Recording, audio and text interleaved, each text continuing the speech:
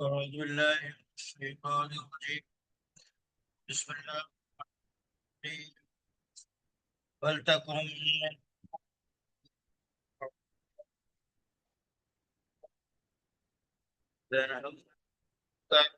وأولئك هم المفلحون. اور تم میں ایک جماعت ایسی ہونی چاہیے کہ اچھائی کی طرف گائیں اور اچھی بات کا حکم دیں اور بری چیز سے منع کریں، اور یہی لوگ مراد کو پہنچے ہیں۔ اللہ تعالیٰ نے بتایا تم میں سے ایک ایسی جماعت ہونی چاہیے جو خیر کی طرف بلائے۔ اس آیت میں فرمایا گیا کہ یہ تو ممکن نہیں ہے کہ تمام کے تمام مسلمان ایک ہی کام میں لگ جائیں، لیکن یہ ضرور ہے کہ مسلمانوں میں سے ایک جماعت، ایک گروہ، ایک طائفہ ایسا ہو جو لوگوں کو بھلائی کی طرف بلائے، نیکی کی دعوت دے، اچھی باتوں کا حکم کرے، بری باتوں سے روکے، شر سے نفرت دلائے۔ اور اس آیت کریمہ سے یہ پتہ چلتا ہے کہ مجموعی طور پہ دین کی تبلیغ فرض کفایہ ہے، اور دین کی اشاعت اور تبلیغ کی مختلف شکلیں اور صورتیں ہیں، جیسے عام طور پر دو بدو آمنے سامنے گفتگو کر کے لوگوں کو دین کی طرف راغب کرنا، دین کی باتیں بتانا اور احکام شریعت سے واقف کرانا۔ اسی طرح دین کی معلومات پہ مبنی عمدہ کتابیں لکھنا، تصانیف تیار کرنا اور پمفلٹ اور کتابیں، تصنیفات و تالیفات کی ترتیب اور تصنیف، اسی طرح مجلس وعظ مقرر کرنا، تقریریں کرنا، ایسے ہی مبلغین کی طرف سے بیانات کا آنا، انفرادی طور پہ لوگوں سے ملاقاتیں کرنا، بھلائی کی دعوت دینا، لوگوں کو دین سے واقف کرانے کی کوششیں کرنا، یہ ساری چیزیں دین کی تبلیغ کے سلسلے میں شامل ہوں گی۔ اور جو کام جو کر رہا ہو، جس قدر اخلاص کے ساتھ، حسن نیت کے ساتھ کرے گا، اسی حساب سے اس کو اجر و ثواب ملے گا اور اس کام کی فضیلت ہوگی۔ دین کی اشاعت زبان سے بھی ہوتی ہے، قولی بھی ہوتی ہے اور عملی بھی ہوتی ہے۔ اپنے عمل کے ذریعے بھی دین کی اشاعت ہوتی ہے، اور کبھی ایسا ہوتا ہے کہ عمل سے تبلیغ جو ہے قول سے تبلیغ کے مقابلے میں زیادہ اثر رکھتی ہے، اور کوئی شخص کسی برائی کو اگر روکنے پر قادر ہے تو اسے ضروری ہے کہ اس برائی سے روکے، اور گویا اس برائی سے روکنا قدرت جب موجود ہو تو فرض عین ہو جاتا ہے۔ اور اس سلسلے میں سیدنا ابو سعید خدری رضی اللہ تعالی عنہ فرماتے ہیں کہ حضور اکرم صلی اللہ علیہ وسلم نے ارشاد فرمایا کہ من رأى منکم منکرا، تمہیں سے جو برائی دیکھے تو اسے ہاتھ سے روک دے، یعنی طاقت سے روک دے۔ اگر یہ بس میں نہ ہو تو زبان کے ذریعہ روکے، منع کر دے کہ یہ غلط ہو رہا ہے، یہ ظلم ہے، یہ زیادتی ہے، یہ اچھی بات نہیں ہے۔ لیکن اگر اس کی بھی قدرت نہ ہو کہ زبان بھی نہیں کھول سکتا، تو کم سے کم اپنے دل میں اس کو برا جانے۔ اور یہ آخری درجہ ہے، ایمان کا سب سے کمزور درجہ ہے۔ دین متین کی اشاعت کے سلسلے میں بہت ساری احادیث موجود ہیں، جیسے سیدنا حذیفہ ابن یمان سے روایت ہے کہ آپ صلی اللہ علیہ وسلم نے فرمایا،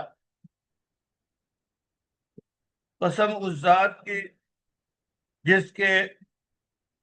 دست قدرت میں میری جان ہے، تم یا تو ضرور نیکی کا حکم دو گے، برائی سے منع کرو گے،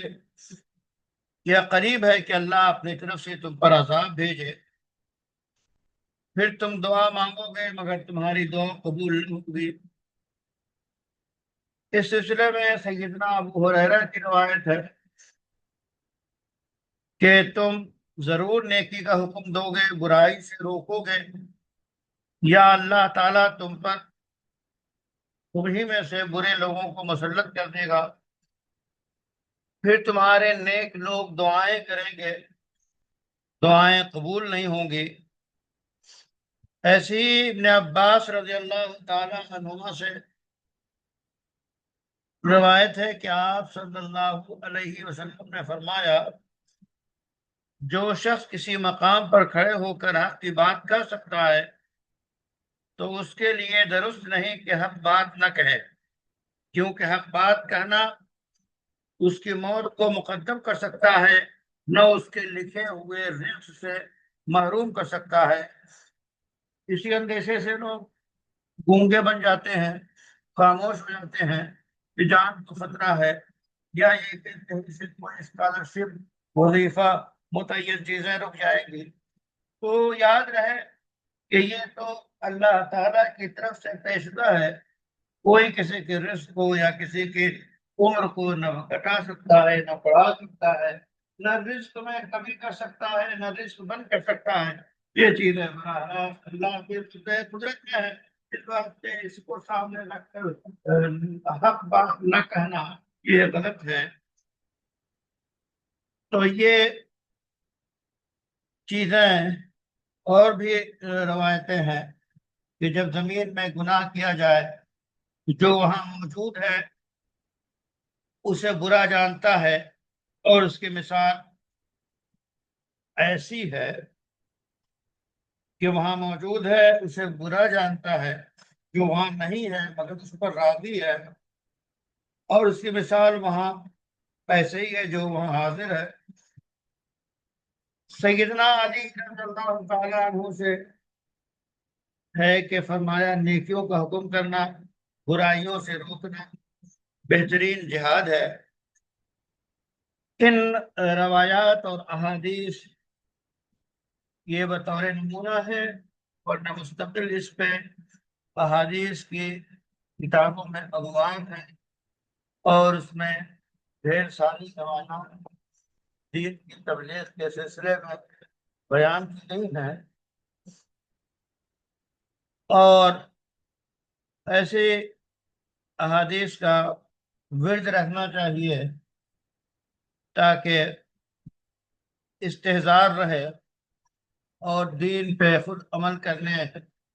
اور دین کے احکام کو پھیلانے کی ہمت ہو۔ اب اپنے سماج کا ہم جائزہ لیتے ہیں کہ نیک کام کا حکم دینے، برائی سے روکنے کے حوالے سے جو صورتحال ہے وہ بڑی سنگین ہے،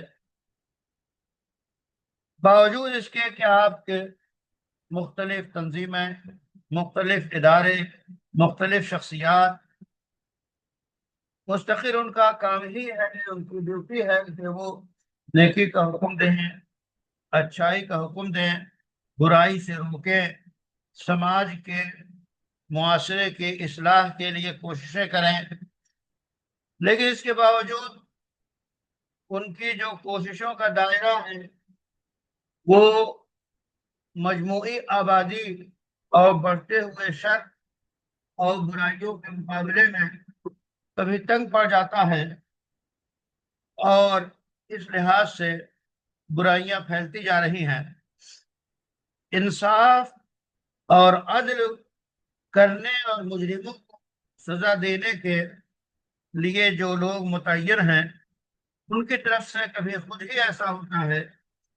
کہ انصاف نہیں کیا جاتا ہے، اور انصاف دینے میں دیر کرنا یہ خود ظلم ہے۔ اگر آپ عدالتوں کا جائزہ لیں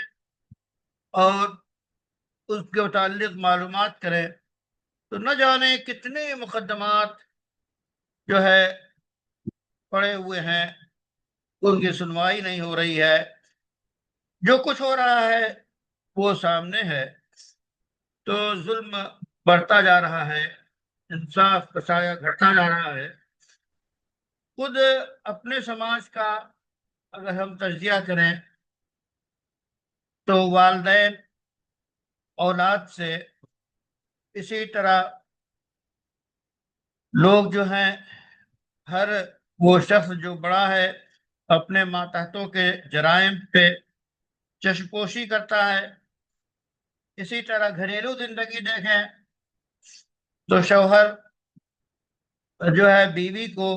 بیوی اپنے شوہر کو، بھائی بہن اور عزیز رشتہ دار ایک دوسرے کو نیک کاموں کی ترغیب دیتے ہیں، نہ قدرت کے باوجود انہیں برے افعال سے روکتے ہیں۔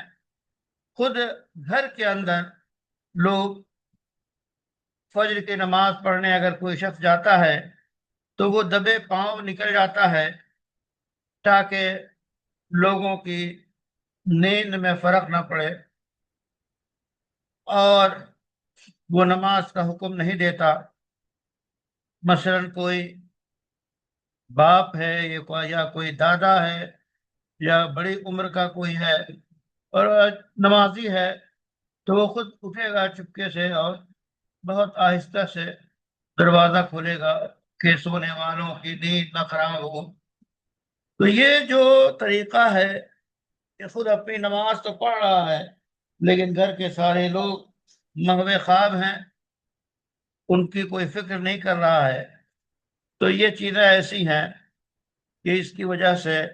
اللہ کی رحمت نہیں آتی ہے، اور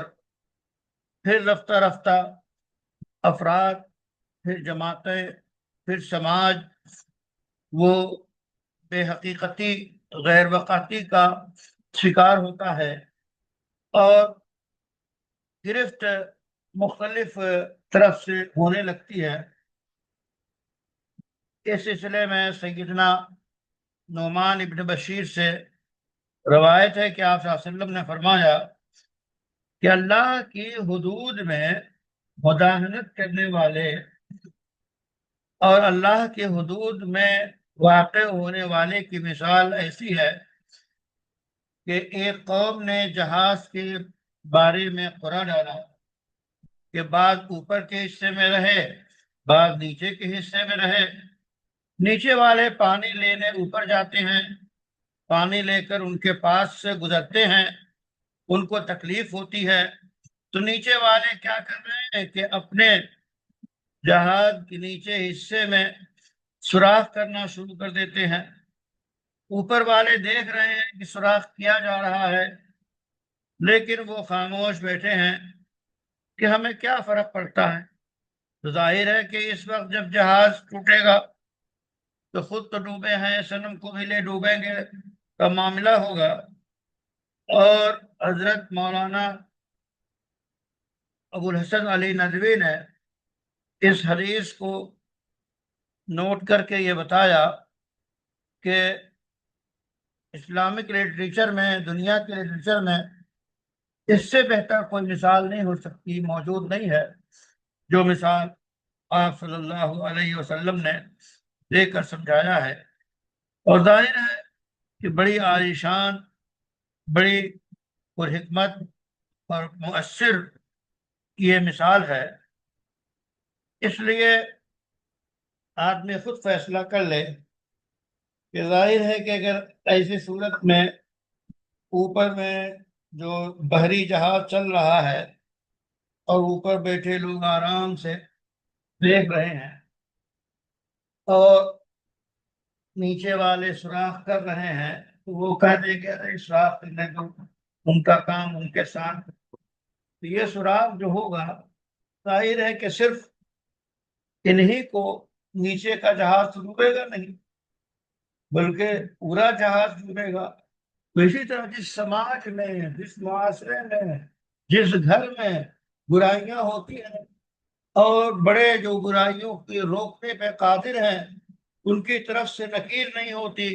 ان کی طرف سے سمجھایا نہیں جاتا، ان کی طرف سے گرفت نہیں کی جاتی، تو جب ان گناہوں کی وجہ سے، ان جرائم کی وجہ سے اللہ کی گرفت ہوگی، عذاب آئے گا یعوذ باللہ، تو پھر سارے لوگ اس کے شکار ہوں گے، چاہے اپنی نیتوں کی بنیاد پہ قیامت میں وہ الگ ہو جائیں، وہ ایک الگ مسئلہ ہے۔ لیکن دنیاوی عذاب میں جب بروں کی وجہ سے عذاب آتا ہے تو اس میں نیک بھی برباد ہو جاتے ہیں، اس کے شکار ہو جاتے ہیں، اور جیسا کہ حدیث میں ہے کہ نیتوں کی بنیاد پہ ان کو اٹھایا جائے گا، یعنی جو لوگ نیک ہوں گے، صالح ہوں گے، ان کے ساتھ آخرت کا معاملہ بہتر ہوگا اور اچھا ہوگا۔ تو یہ جو بڑا اہم معاملہ ہے، نیکی کا حکم کرنا، برائی سے روکنا، کہنا بڑا آسان ہے، عملی شکل دینا یہ بڑا مشکل ہے۔ لیکن یاد رکھیے کہ عمل کے حساب سے اور عمل سے عملی دعوت جو ہے وہ زیادہ مؤثر ثابت ہوتی ہے، اور دعوت و اصلاح کے لیے حکمت، دانائی، موقع شناسی یہ انتہائی ضروری ہے۔ اور وہ آیات اس سلسلے میں کہ ادعو الی ربک بالحکمت والموعظۃ الحسنہ وجادلہم باللتی ہی احسن، تو یہ حکمت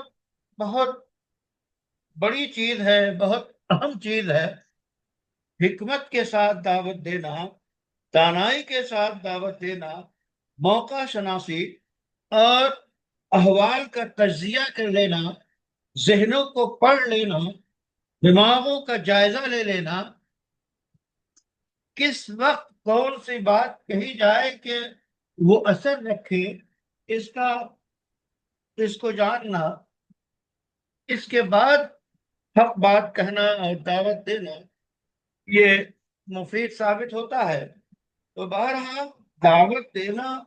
خیر کی طرف بلانا، برائی سے روکنا ایک امتیاز ہے،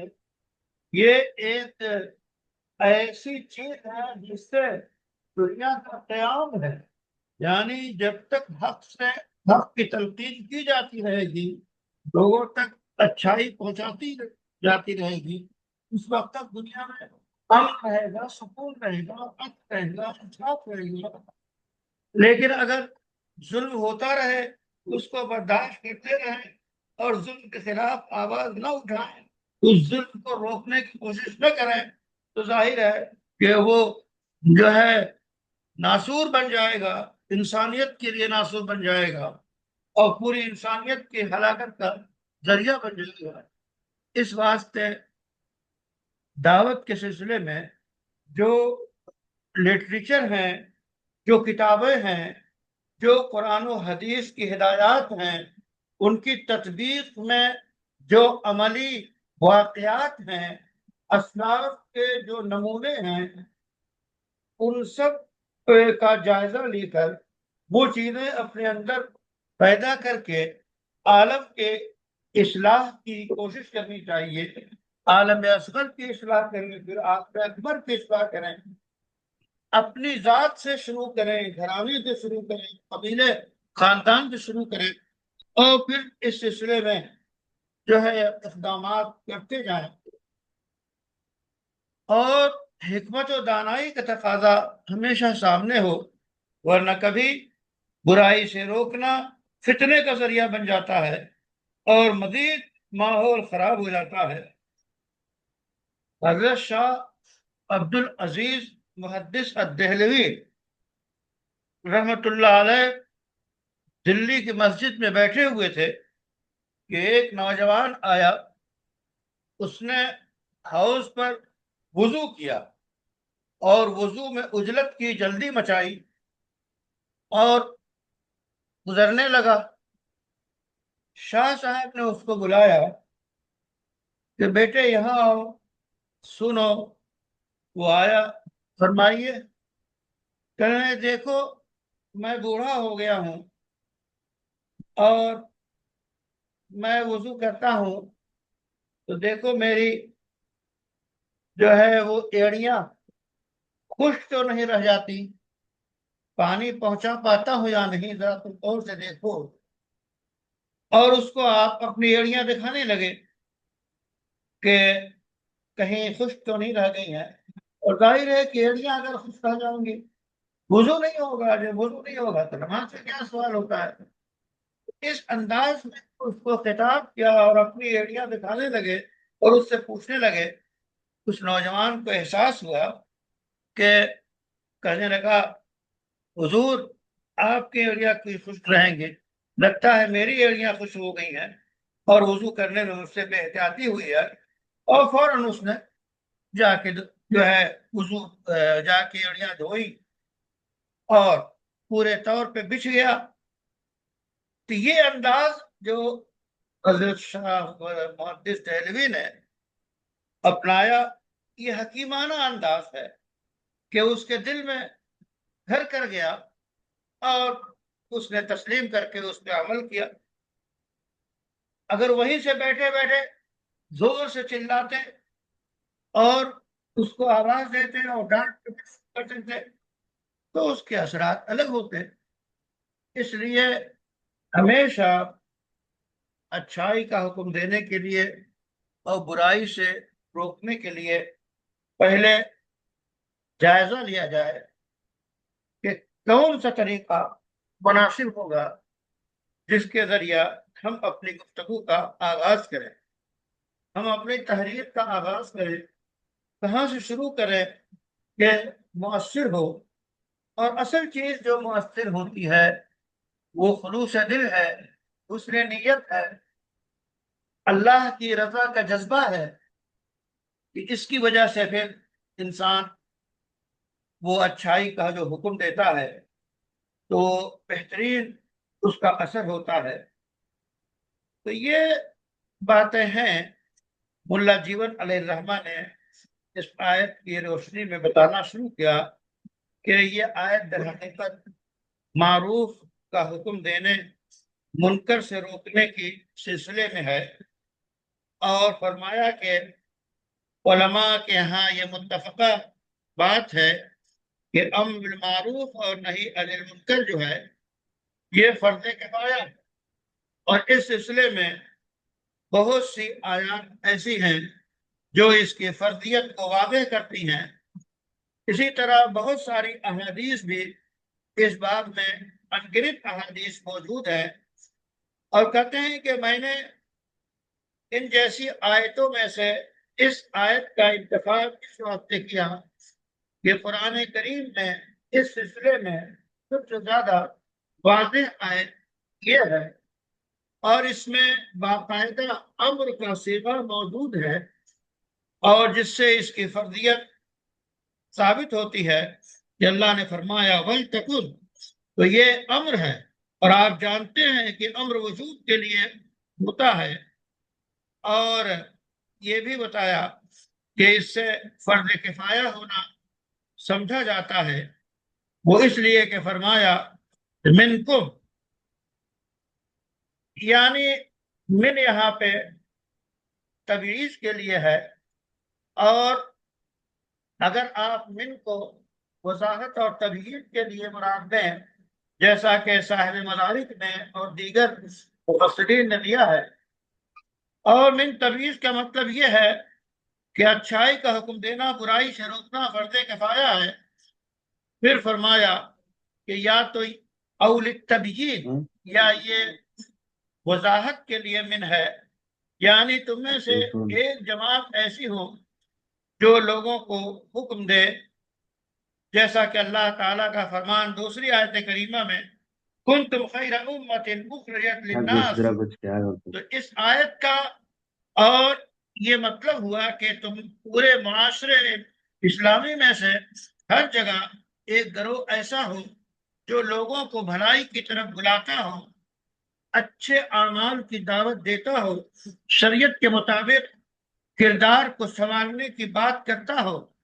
اچھائی کا حکم دینا یعنی وہ چیز جو اس کو شریعت نے مستحسن قرار دیا ہے، عقل اس کو بہتر سمجھتی ہے،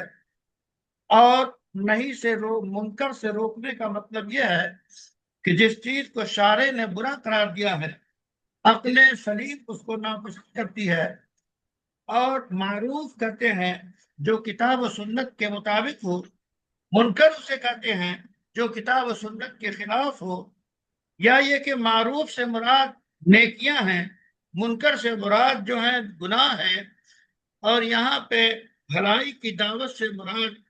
ان تمام لوگوں کو جو افعال کے مکلف ہیں ان کو حکم دیا جائے۔ اسی طرح جن چیزوں کا چھوڑنا ضروری ہے، جسے تروک کہتے ہیں، ان کی بھی دعوت دی جائے، اور اس پر جو ہے عطف کیا اس معنی کر کہ فرض کفایہ کے معنی میں ہے یہ، اور اگر جو شخص مثلا کسی مجلس میں ہے اور ان میں سے کوئی ایک شخص نکیر کر دے تو بقیہ کی طرف سے کافی ہے۔ اسی طرح جس طرح آپ کے کسی کو اگر مجمع میں چھینک آئے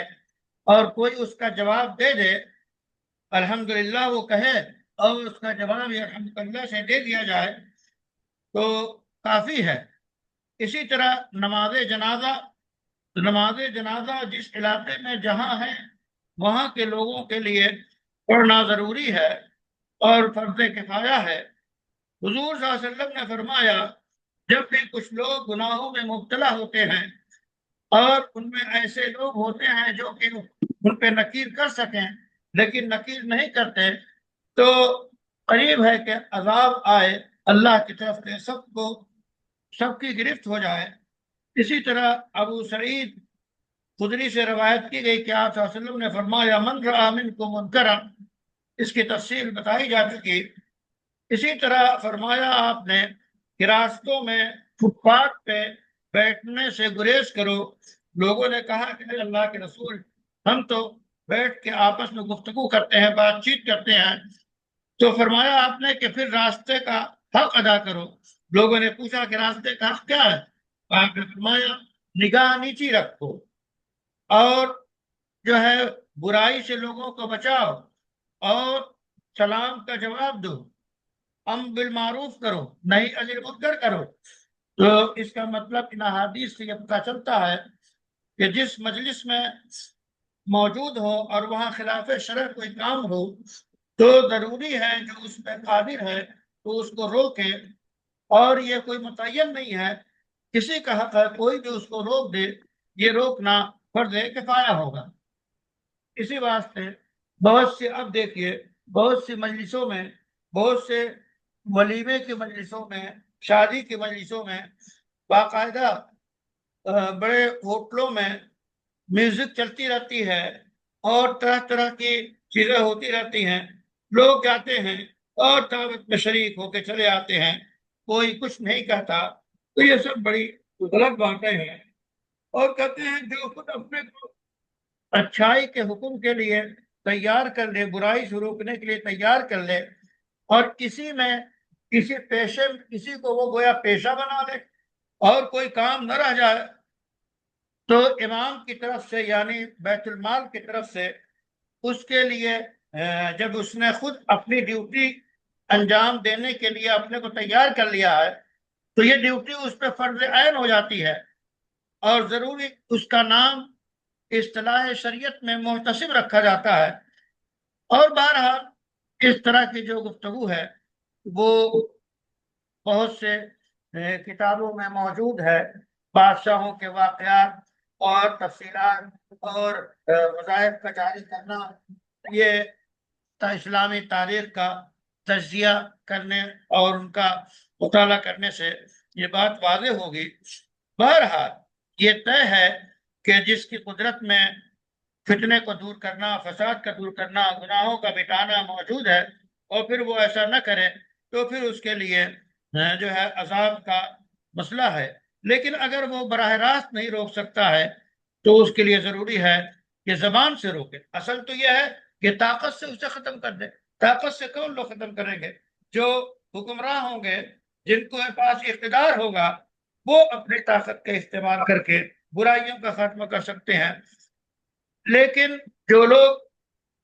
باقاعدہ اسے اپنی طاقت سے نہیں روک سکتے تو ان کی ذمہ داری ہے کہ وہ زبان سے نکیر کرے۔ ظاہر ہے کہ یہ علماء کا، داعیوں کا یہ کام ہے، یہ بھی نہ ہو سکے تو اسے برا جانے دل سے۔ اور یہ فرمایا قرآن کریم میں جو موجود ہے کہ وَلَا تَجَسَّسُوا، اس میں باقاعدہ صراحت ہے کہ لوگوں کے پیچھے چھپے ہوئے گناہوں کو معلوم کرنے کے لیے ان کے پیچھے نہ پڑو، بلکہ اس کا جتنا حکم ہے اتنا وہ کام انجام دے۔ اسی طرح اللہ کا فرمان یا اللہ کا فرمان أتأمرون الناس بالبر وتنسون أنفسكم وأنتم تتلون الكتاب أفلا تعقلون۔ اس طرح کی آیتیں یہ بتاتی ہیں کہ جو اچھائی کا حکم دینے کا ارادہ کرے تو اس کے لیے ضروری ہے کہ وہ سب سے پہلے اپنی ذات سے شروع کرے، خود اپنے کو وہ حکم کرے اور وہ اچھائی پہ عمل کرے، اپنے گھر والوں کو حکم کرے، اپنے بچوں کو حکم کرے، اپنے قبیلے اور خاندان کو حکم کرے، جیسا کہ اللہ نے فرمایا قُوا أَنفُسَكُمْ وَأَهْلِيكُمْ نَارًا، اور اللہ نے فرمایا وَأَنذِرْ عَشِيرَتَكَ الْأَقْرَبِينَ، اور صراحت فرمائی بہت سے چیز جگہوں پہ کہ اللہ تعالیٰ کی یہ تفسیر کی گئی اس آیت کے تأمرون الناس بالبر وتنسون أنفسكم کہ اس سے مراد واعظ کا، مقرر کا اس بات پہ ابھارنا ہے کہ وہ خود اپنا تزکیہ کرے۔ ایسا نہ ہو کہ رات کے 1 بجے تک تقریر کی جا رہی ہے اور فجر غائب، تو ایسے جلسے جلوس جائے ظاہر ہے کس کام پہ؟ یہ خود سے لوگوں کی فجر غائب ہو جائے اور یہ کہہ کرے بہت تاخیر سے تھوڑا نکل گئی، تو اتنی تاخیر تک آپ کو اور بالمعروف اور خطاب کرنے کی ضرورت کیا تھی؟ اس لیے یہ بہت اہم مسئلہ ہے۔ اور کہتے ہیں کہ یہ ساری باتیں بتائی جاتی ہیں کہ اللہ وَلْتَكُن مِّنكُمْ، امہ سے مراد یعنی امر بالمعروف واجب ہے یا مستحب ہے جیسے حالات ہوں، اور نہی عن المنکر یہ بھی واجب ہے، اور منکر وہ ہے جس کو شریعت جو ہے برا جانے۔ اور واضح ہے کہ ان آیات کی روشنی میں اور تفصیل موجود ہے کشاف میں اور دیگر۔ بہرحال اس آیت کا خلاصہ یہی نکلتا ہے ان آیات کا کہ امر بالمعروف اور نہی عن المنکر ایک حقیقت ہے، اس کی وجہ سے قوام دنیا ہے، دنیا کا قیام